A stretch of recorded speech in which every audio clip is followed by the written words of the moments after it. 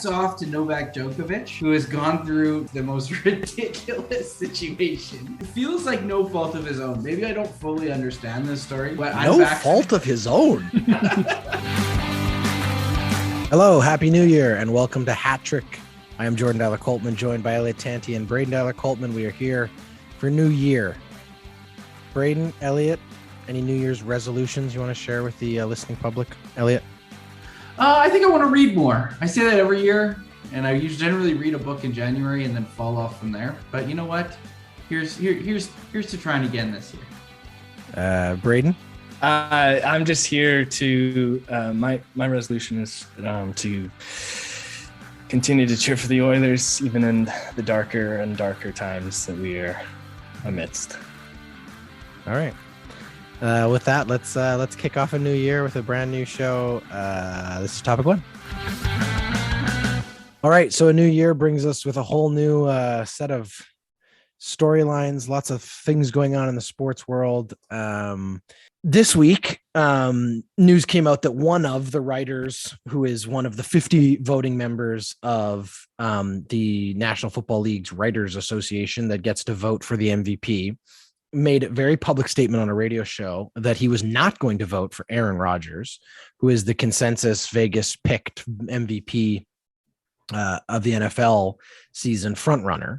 Hub Arkish, who's a writer for the Associated Press, went on a radio show and said, and I quote, "I don't think you can be the biggest jerk in the league and punish your team and your organization and your fan base the way he did and still be the most valuable player," end quote.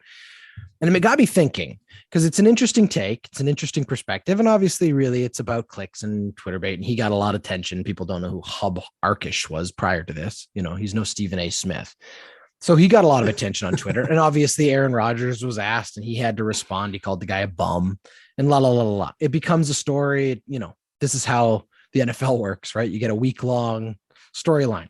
But it got me thinking about the bigger conversation concerning both the media and fans when it comes to how we allow ourselves to compartmentalize the behavior or actions of players off the field or off the ice or off the baseball diamond or whatever, how we compartmentalize that behavior sometimes and allow ourselves to only focus on the on-field things. Let me give you two more examples to set this up.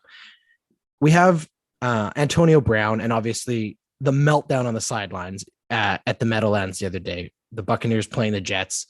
You know, the story comes out. He was told to go in. He felt he was injured. He didn't want to go in. He ends up pulling his shoulder pads and jersey off, his undershirt off, and dancing off the field in an unbelievable spectacle.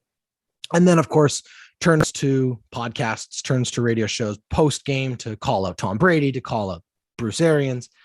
But this is someone who's already previously been accused multiple times of sexually assaulting women, lost his job with the then Oakland Raiders over the same kind of behavior, went to the Patriots, lost his behavior over there. But every time he's been given a second chance, twice by Tom Brady's teams, it's because of his football, not because of who he is. And clearly they're overlooking the baggage he brings.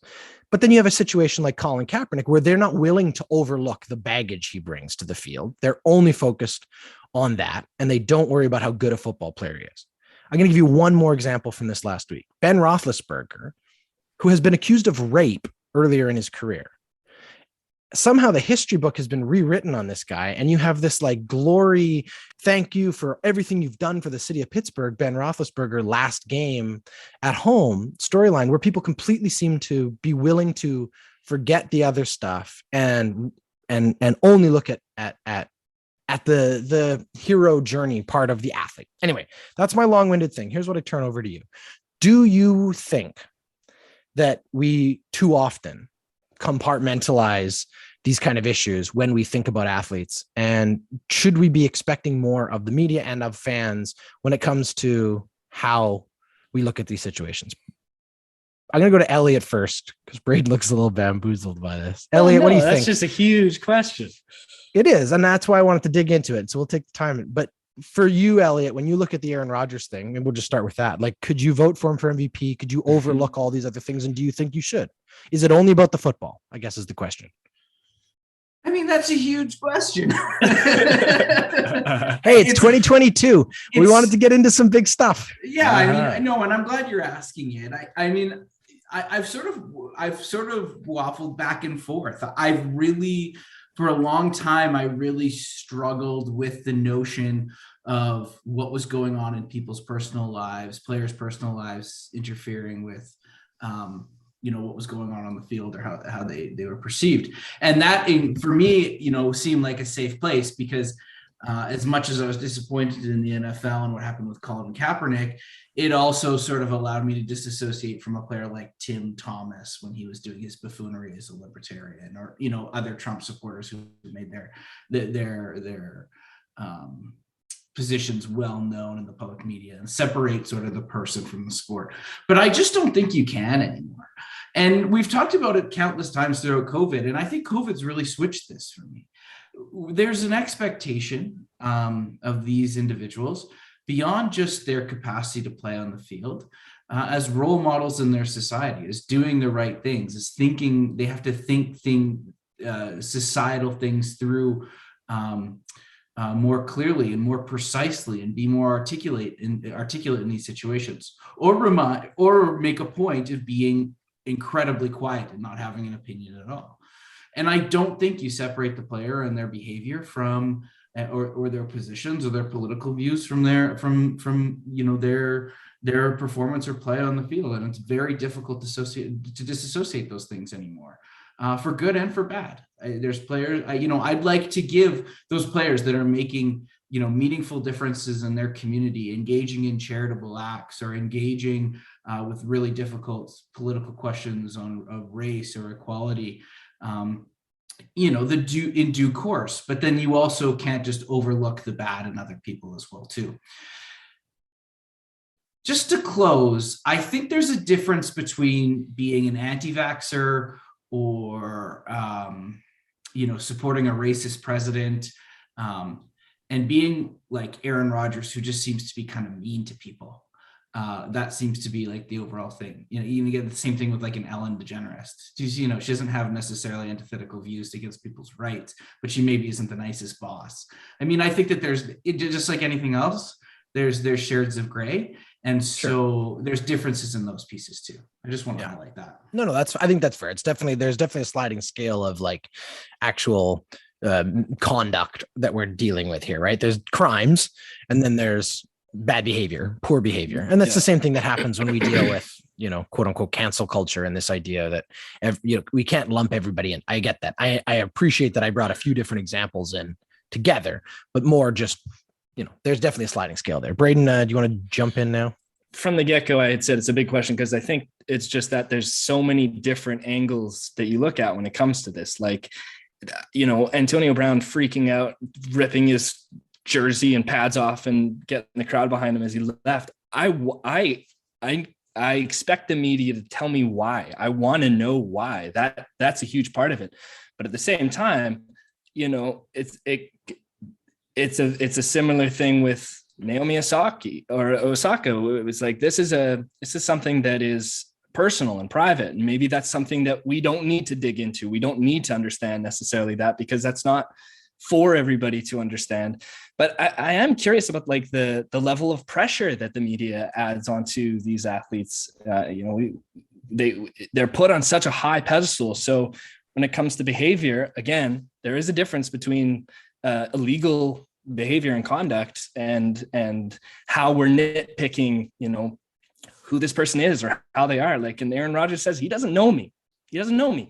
You know me from what you hear and what is being perceived. But at the end of the day, like, this is an award in the NFL for MVP that is voted by the journalists. So the journalists are going to have their opinions, and the players are going to have to respond in the way they do. I didn't think there was a huge, I didn't think that this was all that exciting of a story necessarily. But I do think that there's an amplification, especially with social media, of accessibility. We want to know everything there is about players, about teams, about, and we want to have our say on it. We want to be able to say to the Oilers, you need to do this, you need to do this. And that, I'm going to throw all of my comments into the Edmonton Sun, and that's going to be the the thing, but there's so many different angles and so many different perspectives. So I don't know where the buck stops really with the media. So, okay. So that, I think that's all fair. I think I may have bit off more than we could chew on the format and structure we have here, but let me just try it. Let me just try a slightly different angle here for a second. We'll bring it more personally for you, for each of you. Do you think do you find yourself ever asking those questions about whether or not you are able to judge an athlete's performance based strictly on their on-field or on ice behavior, like a performance, or do you find that sometimes you struggle with not that separation, like with that compartmentalization? Like we talked about the Astros and as a team, I think a lot of people have a hard time sort of forgiving that organization for their actions there, even if there's a quote unquote punishment. The same thing I think for players, but the question is when it's off ice or off field behavior, how much does that bleed in for you in terms of your viewing experience? Well, this is the question, right? And I'm glad you're recentering this. Let me recenter it even further. I mean, I think there's a difference between whether you're willing to purchase tickets or support a team versus, support someone for an MVP. Aaron Rodgers is such a weird example to jump off of. I know it's sort of pertinent and it's on the mind, and we're going off like a news hook here. But when you're voting for the best player in the league, you're voting for the best player in the league. I mean, Mark Messier was a real dick for lots of years in the NHL, and that's part of the reason why he was the best player. So was Michael Jordan. And I was about to say Michael Jordan had the same thing in terms of that's part of there's a pedigree of athlete. Elite athlete, because I think most people in professional sports are already elite athletes. So that next level, those pinnacle, those sports defining personalities, and a lot of them have similar traits in terms of their work ethic and how they treat people around them, because they're so centered and focused on that one thing. So when you're talking about MVP level thing, well, I'm not surprised he's kind of a jerk around him. He's singularly focused on doing one thing, which is being the best possible quarterback that he can be for in the best league in the world, right? So I think in terms of when you're assessing someone's actual skills and talents for an award like that, I think what they do off the field or off the ice means a lot less than when you're looking at sort of more holistically. Do I want this person on my team? Am I going to support this team because this person's on there because of their political views? Those are different sort of things for me. Yeah, and when it comes to like Antonio Brown, there is a difference between like wanting to cheer for a guy because he's on your team, if you're a Buccaneers fan, and then knowing that he's he's an accused assaulter and so it's hard though. I do find it hard. I do find it hard to be able to take out that aspect of who this person is, as well as their pedigree in their sport. I do find that difficult. Can I ask you guys a question on this? Here, let's bring it close to home. Would you rather have Ethan Bear on the Edmonton Oilers being all that he represents to our community and the person that he was becoming in terms of a representation of an underrepresented, or a representation of an underrepresented group in the NHL, everything that he was with the Cree community in Edmonton, or would you have Warren Fogle because he makes the team better? Does he? Sorry. Well, but for purpose of argument, absolutely. That's a really great question. I think that's the pinnacle of this is what is important, because there's the business and then there's the business, right? Like, and both of those play into that. I think that who he was in the community was a really important piece, although he wasn't treated fairly, especially at the end of his time here.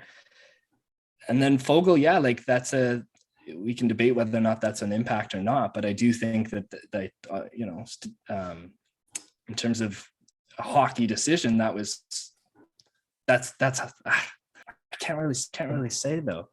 That's a really good question.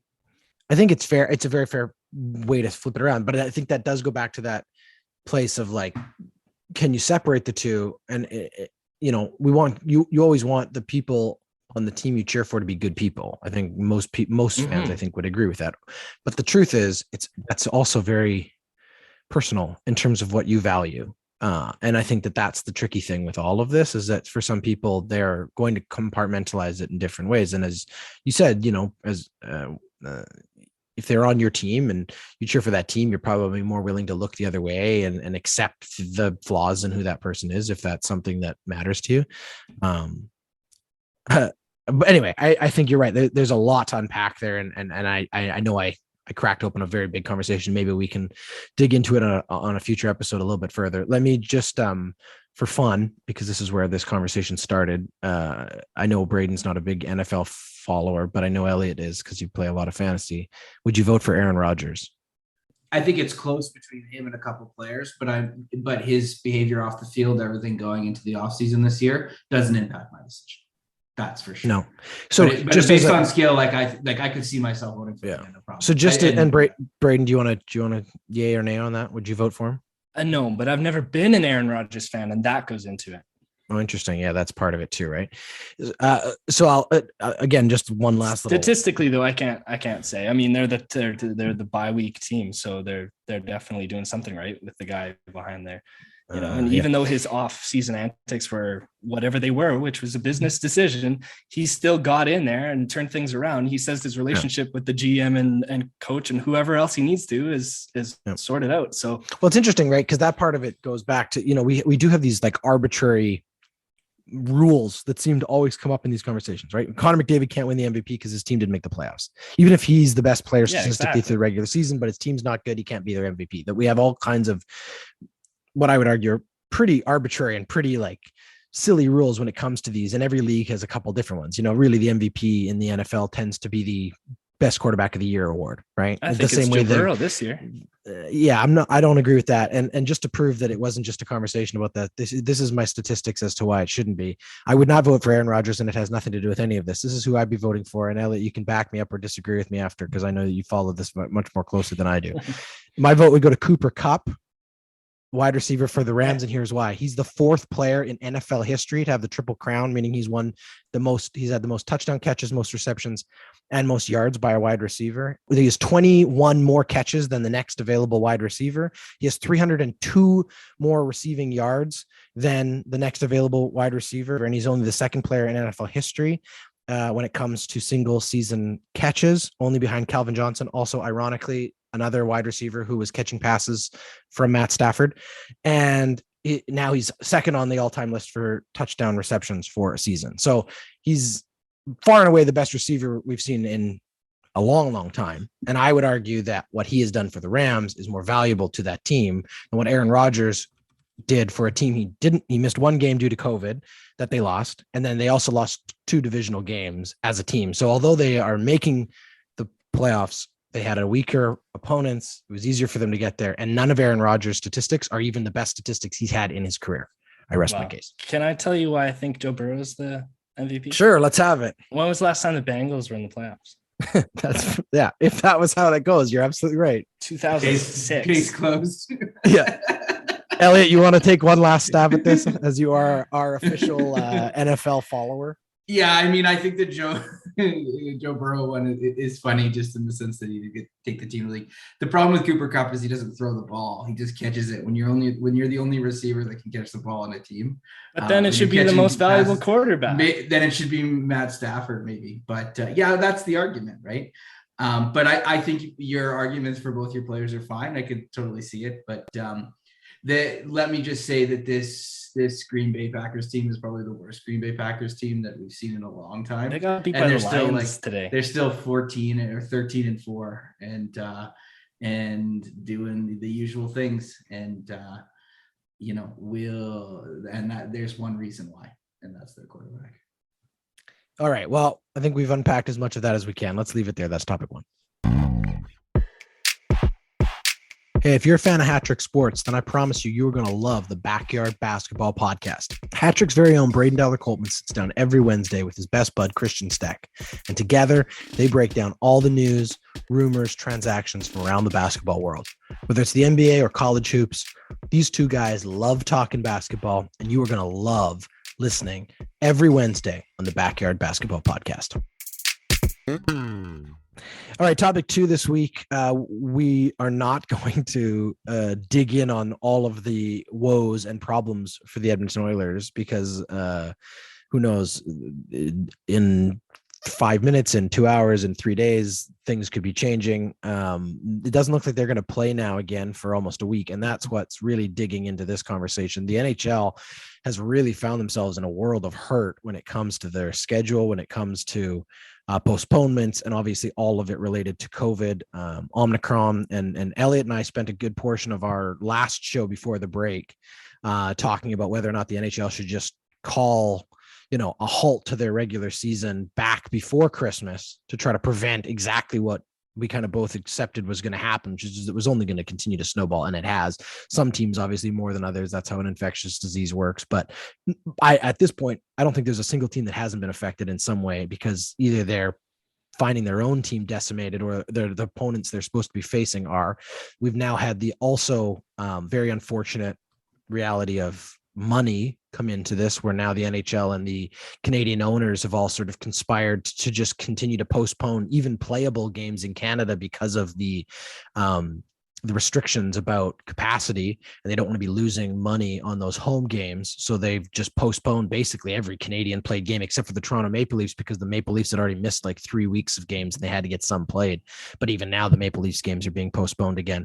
And it all seemed at one point to just be about, well, we don't want to play in front of half capacity crowds because it would cost us money. But at this point, I'm not even sure who'd be playing in front of so many of these postponed games. The Oilers being among them. I think at this point they have something like 16 people who have been in and out of COVID protocol. Most of their coaching staff, I think their entire support staff is in COVID protocol right now. We're seeing players who've either previously had COVID. All of these players, all but one player in the league who's playing was fully vaccinated. I don't know about boosters or not. I'm sure there's more Americans with the boosters than the Canadians at this point, but point being, it's no longer discriminating. This virus is breaking through like wildfire. So I guess it's about, where do we stand here? I mean, this is just a complete and utter, clusterfuck. Well, that's what it is. It's a contagious clusterfuck at this point. Where do you see this going, Elliott? Like, are we past the point of even accepting that we're probably not going to see 82 games? Is the NHL like how does the NHL pull itself out of this tailspin here? It's just a disaster at this point, is it not? Like, where are we here? I mean, it feels like the NHL is going through in their second season what a lot of leagues went through in their first season of COVID, which was just, when you loosened up the rules, things started to spread. We've also got a very infectious variant running around. And so people are testing positive with much less severe symptoms, but that's still having an impact as well, too. Yeah. Right. Yeah. So I, just to put this in context, I don't know that the NHL is going through something that the other leagues haven't or aren't necessarily right now. As one piece of this, I mean, canceling of the Olympics buys the league 2 or 2.5, 3 weeks to sort of make up games, and that sort of seems to be the breaking point. The other thing that what's been said in the media, in addition to that, is sort of the league is willing to take an extra week at the end of the season to sort of make up games as well too. So that gives them essentially a month of schedule, or at least 3.5 weeks of schedule to make up games too. So I don't know that we're at the point where we're not going to play 82 games. Well, what does that mean, Elliott? That we're going to start seeing like a team have to play 4 games in 6 days? Because we're already we're almost 3 full weeks into this really affecting the schedule. And if you're saying there's 4 weeks because it's dependent on each team and how many games they've missed per team, right? Sure. Like league wise, yes, Sure. There's been impacts, but there's been teams that have been impacted, but they only would have played 2 a week or things like that. I think we'll know pretty quick, and the league will make it clear if they're not going to play an 82 game season. And I don't think they're at that place here. What I think is troublesome, and I think what's problematic, is that it seems as though the NHL has just taken the position, we're just going to let everyone in the league get it over the next 2 to 3 weeks here, so that everyone has COVID and has been through it, and then we can continue on with our season. And I mean, there's already jokes about this, with the Oilers right now around like, let's have a COVID party, everyone get COVID and just get through it as a team, because that seems to be a competitive advantage, believe it or not. And I think that's a little fucked up. Yeah, no shit. What's the competitive advantage? The competitive advantage is if you all get it, like the Calgary Flames all got it. Now they're like through it on the other side and they're ready to go. And so everyone's going to take the Calgary Flames model, right? But anyway, I'm not saying it's right. I'm just saying. I get that. But my whole thing with this is like, I don't understand the health part of it all. Like, there's players like Josh Archibald who we know decided not to get the vaccine, but also is now suffering myocarditis, which is a serious effect from this illness. And we know it doesn't affect everybody, but we do know that there can be consequences, cardiovascular consequences. Like this is a really serious thing. So to suggest that I mean, I know that can't be their stance, but the idea of everybody, going into that mindset is I'm pretty sure it's their stance. I just think that they just think that, well, the outcomes are significantly reduced if you're vaccinated, and so far, so the myocarditis was a symptom of someone that's unvaccinated getting COVID. No, but they're also saying Alex that Stalock is also missing the season for the same reason, and he was fully vaccinated. Well, fair enough. And they're also saying that the vaccine for players is to mitigate the contraction and distribution of it or contagion. And yet that doesn't seem to be a factor anymore. We already know that people can get it. We already know people can transmit it, pass it on, and have the vaccine. Like, it's good that the serious illness of it isn't, as great or as dangerous as perhaps without, but the fact that that's their stance. And then the other part, because I spent some time looking at their actual protocol, because I'm so sick and tired of just hearing, they're in health and safety protocol. What the hell does that mean? For close contact, I don't understand how this rule works, because it's stating that a person has to be within 6 feet of the index person for cumulative total of 15 minutes or more over a 24-hour period. There is no way in hell that two players can go out of the team and everybody else is not considered close contact. Now, like this, and then the other players on other teams, I just don't know how that part of the protocol makes any sense. If two guys on your team are in close contact with the rest of the team, how is everybody not shutting down? It's a good question. Well, it's how we've ended up where we're at. We're like significant numbers of teams are getting the COVID, right? Yeah. And the most up-to-date protocol that I found only refers to the Delta. They haven't even updated something with Omicron. Well, I know that they're making now like amendments to the previous one, just one off at a time. For example, they did change the quarantine window from the 10 days to the 5 days, following the CDC guidelines and things like that. But here's the thing, either way, whether it's as Elliott would suggest, and I don't think you're wrong, Elliott. I'm sure that it's a great possibility the NHL is at this point just going, hopefully we'll just kind of wait this out and enough people. But we also don't know what the numbers of like second infections are. Obviously, Connor McDavid had a previous variant and he's caught this variant too. How many times can someone catch it? We don't know that. Regardless, if the strategy is we're just going to wait this out and hope that we gain some form of league herd immunity, I guess only time will tell whether or not that's a good or bad decision. Certainly from a public relations perspective, it's a challenging thing, but it is interesting in general when you think about how sports has sort of become one of the only examples where we seem to have accepted a level of flexibility in how this is being dealt with that we don't in other industries and in other places, because it's not obviously not an essential service, but it's sort of been treated in a very different way, and they've been given, I think, a much wider berth, even by governments, to sort of play by whatever rules suits that specific league. And obviously the NHL, I think, even more so than the NBA or definitely the NFL, obviously, but even more than the NBA.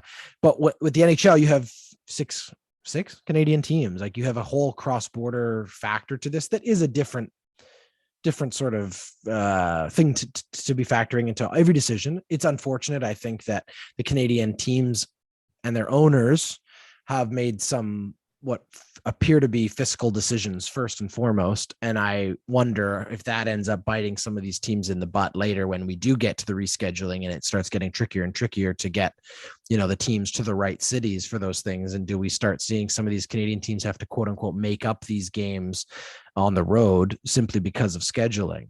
And then was it worth it in the first place I don't know. I guess that's the thing. There's so many parts of this that only time will tell us whether or not the strategy is right. Any last thoughts, boys? I mean, I do think it's right for Canadian teams to postpone games for as long as they can, because they make money when there's butts in seats. And I totally get that. I totally appreciate that. If you can't fill an arena, that's going to cost your team money, and you should do everything in your power to postpone as long as you can until you can get butts in seats. I understand the need to make money, and having lived through a time when there was uncertainty in my home market about the future of my NHL team, I recognize the teams need to make money. But that can't go on to this extent that it's impacting the 82 game season. They need to do everything they can to prolong as long as they can until that point, and then they just got to start playing games. Like that's just how it is. Yeah, and as an Oilers fan, this couldn't have come at a better time to have just a little hiatus. And I don't know. I mean, hopefully they all get healthy. It would suck to have been the Calgary Flames, or a team that they were like, well, we're just going to keep going. Hang on tight. So I hope they figure out a good way. And like you said, Elliott, right off the top, like I think the Olympic break is going to be packed with hockey. All right. That's topic 2.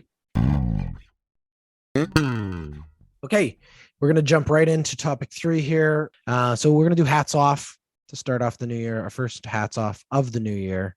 And we will turn it over to Braydon first. Braydon, who are you taking your hat off to this first episode? I'm taking my hat off to a guy that we have not seen on the NBA basketball court in 2.5 years. And I'm talking about Klay Thompson, who was last seen in the NBA suffering an ACL tear against the Raptors when the Raptors won back in 2019. He came back tonight, first game back. It was really exciting for him, exciting for the fans in Golden State. Big win, 96-82 over the Cavs, and he put up 17 points. This is a really, really exciting thing for the Golden State Warriors, already a team that is pushing for another championship this year. To get a guy like this back, it's really exciting. So hats off to Klay Thompson. Elliott? Start off with the controversial one. It's whatever. It's 2022, and I'm going to do me. Hats off to Novak Djokovic, who has gone through just the most ridiculous situation. It really feels like no fault of his own. Maybe I don't fully understand this story. He was initially no fault of his own.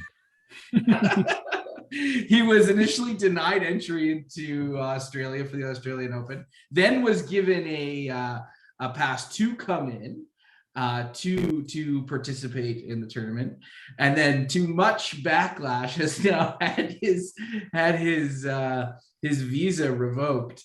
And honestly, I don't agree with the guy's perspective on this issue, but he's been back and forth. He's in a legal fight right now. And as the Serbian government tweeted out, just gone through undue discrimination of a Serbia throughout this entire situation. And so my hats goes off to I think we might need like a new topic or a new thing here to add to this, where we have like a challenge. I'd like to challenge your hat off on this one. This is ridiculous. What do you mean? Like, first off, the exemption he got was from the Australian Open, a sporting organization who stands to make a lot of money. No. It was from the government. It was not. No, it was not. The government. Only from the Queensland Authority, which is a provincial government. Okay. It's like the RCMP being like, no, but yeah. No. It's not like the RCMP. It's worse than that. It's like Jason Kenney saying, sure, come on into Canada. You don't have to follow federal guidelines. That is what it is like. Well, he got an exemption from here too. He got an exemption from the Aussie Open to play without a vaccination. He got an exemption from the Queensland District Authority to come into their province. When he got to the federal border of Australia, they said, hold on. We have some of the tightest and strictest guidelines in the entire world when it comes to COVID. No world number one tennis player. Look, I'm telling you, Judge Anthony Kelly disagrees with you because he's about to win his court case. I got a feeling right now. We're going to see him play. He went through undue hardship during his border experience. He's going to win his case, and he's going to be playing in the Aussie Open. Of course it is. Of course. And I would like now to rest my case when it comes to topic 1 of today's show. People are capable of compartmentalizing off-field behavior when it comes to the on-field part of this. Novak Djokovic is clearly breaking the rules, and now we're just going to hold him to a different standard because he's an athlete. Exactly. I don't think that's fair. I don't think it's right either, but I think he's been mistreated throughout this entire thing. I do think, here's what I will say. Both sides of this have completely and utterly bunged this up. Like just a disaster. The fact that the Australian government didn't deal with this before the man was on an airplane to their island nation is ridiculous. Oh yes. That's this whole thing. It was mostly me. This hats off. I'm just using it to highlight this situation. All right. We just want to see Djokovic up on the caption. Speaking of controversial decisions made by organizations, I'd like to take my hat off to Keegan Mitchell, who is a junior B player in Prince Edward Island. I don't know if you guys saw this story earlier this week, but Keegan Mitchell, who plays again for the Sherwood Metros, which is a junior B team. He was playing in a game against the Kingston Vipers on December 17th, where he says an opposing player made an anti-Asian racist comment towards one of his teammates. He stood up for his teammate, slashed that player. He received a 2-game suspension for that slash. And the player that he says made a racist comment also received a 2-game suspension. Keegan said he approached the referees in the game, demanding that this player be reprimanded. He was not given a penalty or unsportsmanlike penalty in the game. He was suspended after the fact, after an investigation. However, during the game, Keegan was ejected for unsportsmanlike conduct for arguing with the officials. So once he was given his 2-game suspension, he took to Facebook to basically call out Prince Edward Island hockey and suggest that he thought the fact that his suspension was warranted the same as an anti-Asian racist comment on the ice was a joke. He felt like the slur was completely inappropriate at any level of hockey, and he felt like Prince Edward Island and as an organization needed to do better. Basically just called them out for being for not having a higher standard when it came to racism. He was then indefinitely suspended for violating their social media policy. So Prince Edward Island hockey found that him calling out their officials for not cracking down on racism was more of a violation than the actual racism in the first place.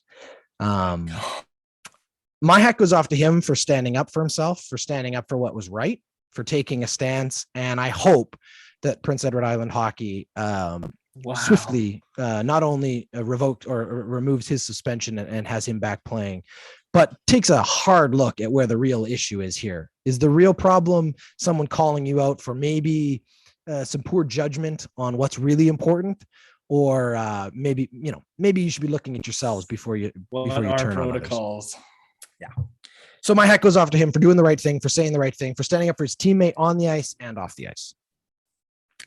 All right. That was our first show of 2022. It was heated. It was fun. We had a lot to go through. I know we got a lot to go through next week, and we will be back with another great episode of HatTrick. Thank you, Braydon. Thank you, Elliott. Stay safe out there. That was HatTrick.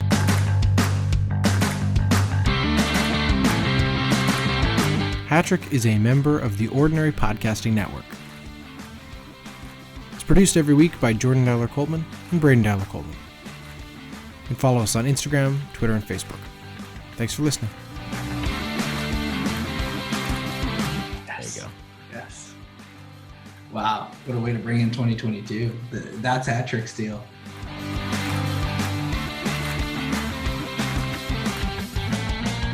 The Ordinary Podcasting Network wishes to acknowledge that the lands on which our conversations take place include Treaty 6 territory, the traditional meeting ground and home for many Indigenous peoples, including the Cree, Dene, Saulteaux, Blackfoot, Métis, and the Nakota Sioux peoples, as well as the unceded territories of the Coast Salish peoples, including the territories of the Musqueam, Squamish, and Tsleil-Waututh nations. We acknowledge the many First Nations, Métis, and Inuit whose footsteps have marked these lands for generations. And we extend our appreciation for the opportunity to live, create, and share stories on these territories. The Ordinary Podcasting Network intends to engage in conversations and dialogue which acknowledge that reconciliation is not a destination, but a journey, and that we remain committed to practicing our craft in a decolonized space.